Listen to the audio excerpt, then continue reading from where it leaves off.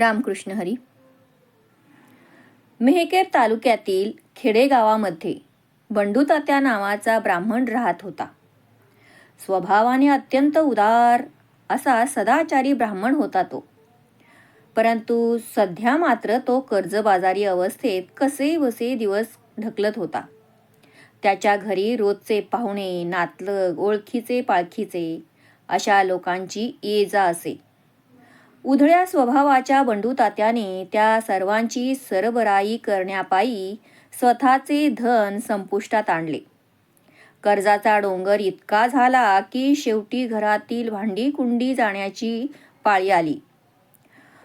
कर्ज इतके आले की लोकांना तोंड दाखवण्याची त्याला लाज वाटू लागली. रोज घरी सावकार तगादा करण्यासाठी येत. घरची माणसेही वाटेल तसे टाकून बोलत असत. शेवटी तो कंटाळला. त्याच्या मनात आत्महत्येचा विचार येऊ लागले. शेवटी त्याने असा निर्णय घेतला की या सर्वांपासून दूर कुठेतरी निघून जावे.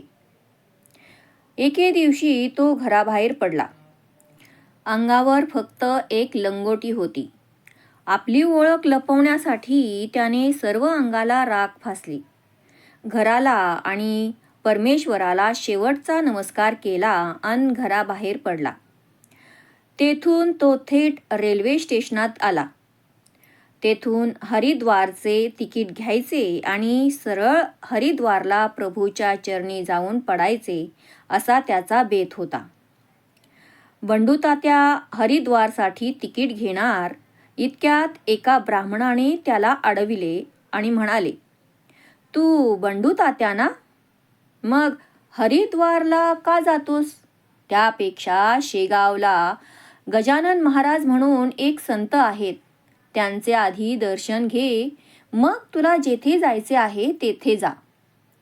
असे म्हणून तो ब्राह्मण निघून गेला. बंडू तात्या गोंधळला. क्षणभर त्याला काहीच कळेना. हा माणूस कोण? आपल्याला शेगावला जायला याने का सांगितले? याचा काहीच उलगडा होईना. शेवटी त्याने शेगावला जाण्याचे निश्चित केले. बंडू तात्या शेगावला आला. त्याने महाराजांना नमस्कार केला. त्यांचा चेहरा त्याला स्टेशनात भेटलेल्या ब्राह्मणासारखा वाटला. त्याला कुतूहल वाटले. तो काही विचारणार इतक्यात महाराज म्हणाले, "मीच तुला स्टेशनात भेटलो होतो. अरे, आत्महत्या करून का कोणी संकटातून मुक्त होतो? प्रपंच म्हटला की संकटेही आलीच. पण म्हणून त्यांपासून पळत सुटायचे काहीच कारण नाही. असं कर, आता घरी जा. तुझ्या मळ्यामध्ये एक म्हसोबा आहे. त्याच्या पूर्वेस असलेल्या बाभळीच्या झाडाजवळची जमीन खोद. तुला द्रव्य सापडेल. त्यातून तुझे कर्ज फेड. ऋणमुक्त हो. प्रपंचात असा उधळमाधळ करून केलेला खर्च बरा नव्हे. जोवर आपल्या हाती पैसा आहे तोपर्यंत आपले नातलग आपल्याला विचारतात. एकदा का पैसा संपला की सर्व आपल्याला सोडून जातात. जोवर सुख असतं तोवर त्या सुखात सगळे भागीदार होतात. पण दुःखात आपण एकटेच पडतो. सगळे पसार होतात. तेव्हा परमेश्वराशिवाय कुणाचाच आधार उरत नाही. जा आता." बंडू तात्या घरी परतल्यावर रात्री मळ्यामध्ये बाभळीच्या झाडाखालची जमीन खोदण्याचे काम सुरू केले. 3-1 फूट खोल खोदल्यावर त्याला तांब्याची एक घागर मिळाली. घागरीचे झाकण उघडले असता आत सुवर्णमुद्रा असलेल्या त्याला आढळल्या. दरिद्री माणसाला धनाचा हंडा मिळाल्यावर त्याची जशी अवस्था होईल तशीच बंडू तात्याची अवस्था झाली. घागर हातात घेऊनच बंडू तात्या आनंदाने बेभानपणे "जय गजानन, जय गजानन" म्हणत नाचू लागला. मिळालेल्या पैशातून बंडू तात्याने घर, दार, जमीन सावकाराकडून सोडवून आणल्या. त्याच्या प्रपंचाची विस्कटलेली घडी पुन्हा व्यवस्थित झाली. नंतर तो शेगावात आला. तेथेही त्याने बराच दानधर्म केला. महाराजांच्या चरणी जेव्हा त्याने दंडवत घातले तेव्हा महाराज त्याला म्हणाले, अरे मला कसला दंडवत घालतोस? त्या परमेश्वराला नमस्कार कर, ज्याच्यामुळे तुला संपत्ती मिळाली. आता यापुढे तरी व्यवस्थितपणे खर्च कर, उधळेपणा करू नकोस. आणि सर्वात महत्त्वाचे म्हणजे त्या परमेश्वराची आठवण ठेव, त्याला विसरू नकोस. बंडू तात्याने मान हलवली आणि महाराजांचा आशीर्वाद घेऊन आपल्या गावाकडे निघाला. पुराणामध्ये असे म्हटले आहे की सोमवारी जी अमावस्या येते त्या सोमवती अमावस्येला नर्मदा नदीत स्नान केल्यास पुण्य लाभते. शेगावामध्येही काही जणांनी म्हणजेच बंकटलाल, मार्तंड, मारुती, बजरंगलाल, चंद्रभान आदींनी नर्मदेवर स्नानासाठी जाण्याचे ठरवले. बंकटला असे वाटले की आपण सर्व जातोच आहोत तर आपल्याबरोबर महाराजांनाही तेथे न्यावे. त्याचा हा विचार बाकी सर्व मंडळींनाही पसंत पडला. सर्वजण महाराजांकडे आले आणि आपला विचार त्यांच्या कानी घातला.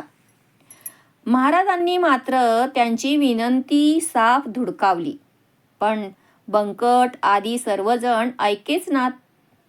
त्यांनी महाराजांना गळ घातली. महाराज अनिच्छेनेच म्हणाले, हे बघा, नर्मदेमध्ये स्नान करण्यास जायचे काय प्रयोजन आहे? नर्मदेचे पाणी आपल्या मठातील विहिरीमध्येच आहे. इथे विहिरीमध्ये प्रत्यक्ष नर्मदा असताना मी नदीवर कशाला जाऊ? त्यापेक्षा तुम्हीच जा, नर्मदा स्नानाचे पुण्य घ्या. तेथे जवळच ओंकारेश्वर आहे, त्याचे दर्शन घ्या. मात्र मला आग्रह करू नका. हे ऐकूनही त्यांनी हेका मात्र सोडला नाही. महाराजांनी आपल्याबरोबर यायलाच हवे असा ते हट्ट करू लागले. महाराज वैतागून म्हणाले, ठीक आहे, येतो, पण तिथे जर काही विपरीत घडलं तर त्याचा दोष मात्र मला देऊ नका. सर्वजण ओंकारेश्वराला आले. उत्सवाचे पर्व होते. नदीचा काठ माणसांनी भरून गेला होता. स्त्री पुरुषांची एकच गर्दी उसळली होती. कोणी नर्मदेच्या पाण्यात स्नान करीत होते, कोणी संकल्प ऐकीत होते, कोणी फुले घेऊन मंदिरात जात होते, कोणी तेथेच बसून काही खात होते. अभिषेकाची कामेही तेथे चालली होती. कोणाचा शब्द कोणाला कळत नव्हता. एकंदरीत उत्सवाचा आनंद प्रत्येकजण आपापल्या परीने लुटत होता. महाराज एका शांत अशा ठिकाणी पद्मासन घालून बसले होते. त्यांचे चिंतन चालू होते. बाकी सर्व देवळात दर्शनाला गेले होते. बंकट आदी सर्वजण दर्शन घेऊन समर्थ जेथे बसले होते तेथे आले. आता निघायची वेळ झाली. बंकटलाल महाराजांना म्हणाला, महाराज, परतीचा प्रवास आपण होडीतून करूया. येताना बैलगाडीतून येताना आपल्याला फारच त्रास झाला. बैलही इतके द्वाड होते की येईपर्यंत शरीराची पुरती वाट लागली. त्यातच गर्दीही इतकी वाढली. आपण होडीत बसून नदी पार करूया. महाराज काहीही बोलले नाहीत. सर्वजण नदीमधून होडीत बसून निघाले. अर्धी नदी जेमतेम पार केली इतक्यात एका खडकावर आदळल्याने होडीची एक फळी तुटली आणि पाणी भसाभसा आत येऊ लागले. हे पाहून नावाड्याने नदीत उडी टाकून पळ काढला. बंकटलाल व बाकीचे सर्व घाबरले. कंठाशी प्राण आला. पाणी इतक्या वेगाने आत येत होते की थोड्या वेळात होडी बुडणार हे आता निश्चित होते. महाराज मात्र निर्धास्तपणे गणगणगणात बोते हा जप करीत होते. बंकटाला आपली चूक उमगली.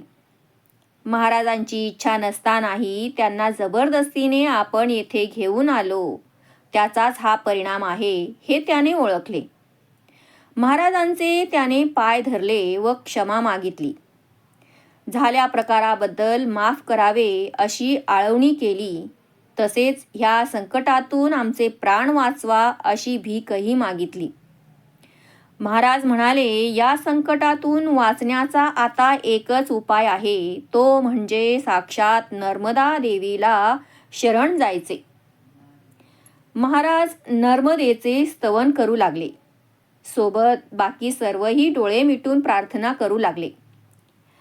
नर्मदे मंगले देवी, रेवे अशुभनाशिनी, मंतू क्षमा करी यांचा कृपाळू होऊनी मनी. त्यांचे स्तवन सुरू असतानाच चमत्कार झाला. आत भरलेले पाणी हळूहळू निघून गेले.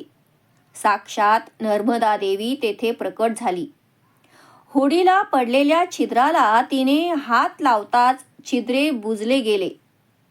पाण्यात बुडत आलेली होडी पुन्हा व्यवस्थितपणे पाण्यावर तरंगू लागली. सगळ्यांनाच या चमत्काराचे आश्चर्य वाटले. नर्मदा देवीने महाराजांना नमस्कार केला. एखाद्या कोळिणीचा वेश तिने धारण केला होता. कुरळे असे तिचे केस होते. पाण्याने ओली चिंब अशा नर्मदेला पाहून बंकटलाल भाबडेपणाने विचारता झाला, बाई, आपण कोण? कोठून आलात? यावर ती म्हणाली, मी ओंकार कोळ्याची कन्या नर्मदा, माझे रूप पाणी. एवढे सांगून ती अंतर्धान पावली. आकाशात वीज ज्याप्रमाणे लख प्रकाश देऊन अंतर्धान पावते त्याप्रमाणे. बंकट उत्सुकतेने पुन्हा पुन्हा महाराजांना नर्मदेबद्दल विचारू लागला. तेव्हा महाराज म्हणाले, अरे, ती प्रत्यक्ष नर्मदा नदी आहे. ओंकार कोळी म्हणजे साक्षात ओंकारेश्वर. आपल्या भक्तांना संकटामध्ये नेहमीच हात देते ती. म्हणून पुन्हा एकदा तिच्या नावाचा तुम्ही जय जयकार करा. सर्वांनी नर्मदेच्या नावाचा पुन्हा एकदा त्रिवार जय जयकार केला. शेगावात सुखरूप परत आल्यावर सर्वजण भेटणाऱ्या प्रत्येकाला हा प्रकार पुन्हा पुन्हा सांगत होते आणि महाराजांचा महिमा वर्णन करत होते.